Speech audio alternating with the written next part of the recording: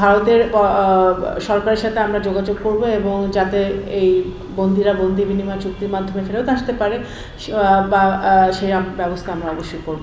আমাদের গতকালকে আমরা জানতে পেরেছি যে ভারতের কলকাতার পুলিশ দুজন ব্যক্তিকে হাতি হত্যাকাণ্ডের সাসপেক্ট হিসেবে আটক করেছে এবং তাদেরকে খুব সম্ভবত 14 দিনের রিমান্ডে নিয়েছে। তো আমাদের ইতিমধ্যেই আমাদের কলকাতার যে আমাদের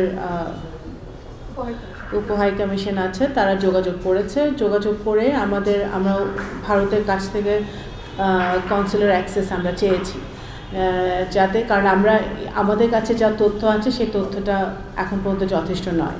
তো এই সম্পূর্ণ তথ্য পাওয়া পর্যন্ত আমাদের কিছুক্ষণ অপেক্ষা করতে হবে।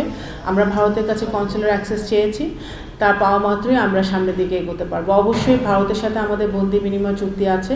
যদি এই আসামিরা শনাক্ত হয়, হাতি হত্যাকাণ্ডের বিচার আমরা সকলেই চাই।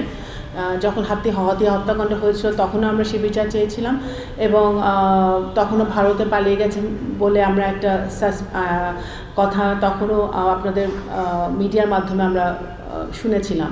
তো এটা যদি সত্যি হয়ে থাকে আমরা আমাদের কূটনীতির মাধ্যমে স্টে সেফের ডাবল লেয়ার প্রোটেকশনই পিরিয়ডের হেভি ফ্লোর দিনগুলোতে আমাকে রাখে নিরাপদে। Stay safe.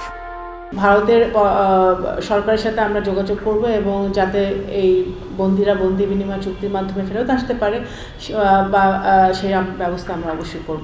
কত দ্রুত ফিরিয়ে আনা যেতে পারে বা আপনাদের আশাবাদ কতখানি এই 14 দিনের রিমান্ড অবস্থায় কি? সেটা আমরা এখনো কিছু বলতে পারছি না, যেহেতু তারা এটা একটা অন্য দেশের আইন আদালতের ব্যাপার। তো যেহেতু মাত্র এই ঘটনাটা ঘটেছে, আমরা কূটনীতির মাধ্যমে চেষ্টা করছি। কনসুলার অ্যাক্সেস আমরা চেয়েছি, আমার রুলস অফ প্রসিজার আমাদের ফলো করতে হবে। তো আমরা সেটাই আমরা করছি। তো আমাদের অপেক্ষা করতে হবে পরবর্তী তারা কি পদক্ষেপ নেয় সেটার জন্য আমাদের অপেক্ষা করতে হবে, কিন্তু আমরা আশা করব যে ভারত আমাদেরকে সেই ব্যাপারে সহযোগিতা করবে। কনসুলার অ্যাক্সেস পেলে কি আপনার তদন্তকারী কর্মকর্তারা গিয়ে তাদেরকে আরও জিজ্ঞাসাবাদ করবে?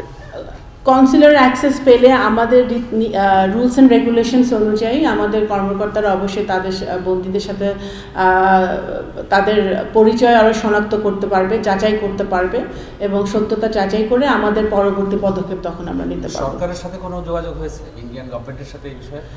যেভাবে কলকাতার সাথে তো আমাদের যোগাযোগ হয়েছে, তো সেইভাবে যোগাযোগ হচ্ছে।